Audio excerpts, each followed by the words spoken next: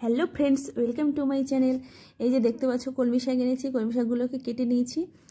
আর এখানে আছে কাতলা মাছের মাথা, নুন হলুদ মেখে রেখেছি। মাছগুলোকে ভাজবো আমি। এই দুটো দুটো করে ভাজছি, বেশি আমি ভাজতে পারি না একসাথে, ওই জন্য দুটো দুটো করেই ভেজে নিচ্ছি। বেশ লাল লাল করে ভেজে নিলাম মাছগুলো।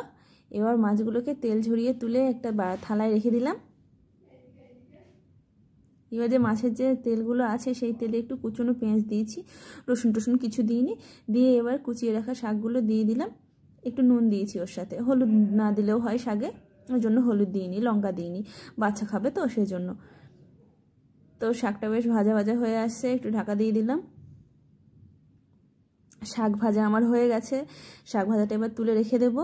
দিয়ে কড়াইটা একটু পরিষ্কার করে নিলাম, নিয়ে ওটাতে তেল দিলাম।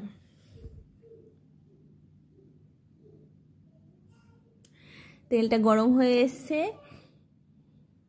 এবার কড়াইতে পাঁচফোড়ন দিলাম। পাঁচফোড়নের গন্ধটা সুন্দর লাগে বলে আমি প্রায় সব তরকারিতেই পাঁচফোড়ন দিই। এবার বাটা মশলা বলতে আদা, রসুন, পেঁয়াজ আর টমেটো একসাথে বেটে নিয়েছি, ওটা দিয়ে দিলাম। দিয়ে নুন হলুদ দিয়ে দিয়েছি, দিয়ে কষিয়ে নিচ্ছি একটু অল্প জল দিয়ে। কষানোর সময় হাড়ে লেগে লেগে আসছে, কারণ আমি বেশি তেল দিই না তো, ওই জন্য। বেশি তেল দিলে যেন ভালো লাগে না, এমনিতেই মাছের তেল, তার উপরে বেশি তেল তৈলাক্ত লাগে। এবার কেটে রাখা পটল আর আলু দিয়ে দিয়েছি, দিয়ে কষিয়ে নিচ্ছি। বেশি কষাবো না, অল্প করে কষিয়ে নিয়েছি। নিয়ে জল দিয়ে দিয়েছি ঝোলের জন্য। ঝোলটা ফুটছে অলরেডি। আমি নুন দিয়ে দিয়েছি, লাস্টে একটু দেবো স্বাদ করে। ঢাকা দিয়ে দিলাম। সিদ্ধ হয়ে গেছে, পটলও সিদ্ধ হয়ে গেছে, আলুও সিদ্ধ হয়ে গেছে। এবার মাছগুলো দিয়ে দেবো। এবার সমস্যা হচ্ছে মাছের মাথাগুলো এতটাই বড় বড় যে ঝোলের মধ্যে ডুবছে না। ঝোলের মধ্যে না ডুবলে আমার জন্য মনে হয় যে মাছের মাথার ঠিক স্বাদটা বেরোচ্ছে না, ওই জন্য একটু ভেঙে চুরে গেছে মাছের মাথাগুলো। আর আস্ত রাখতে পারলাম না, এই যে ভেঙে ভেঙে সব ঝোলের মধ্যে দিয়ে দিচ্ছি।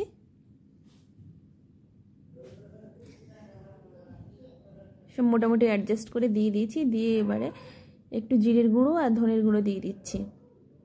দিয়ে ঢাকা দিয়ে দিয়েছিলাম। ঝোলটাও কমে এসছে, বেশ মাখো মাখো হয়ে গেছে তরকারিটা। পটল আলু দিয়ে মাছের মাথার তরকারি হয়ে গেল। এবারে আমি নামিয়ে নেব।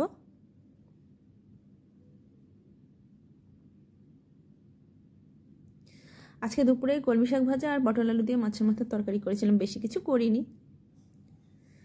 তো বন্ধুরা, তোমরা সবাই কমেন্টে জানিও কেমন হয়েছে, আর সবাই পাশে থেকো। আর পারলে ইচ্ছা হলে সাবস্ক্রাইব করো, লাইক করো।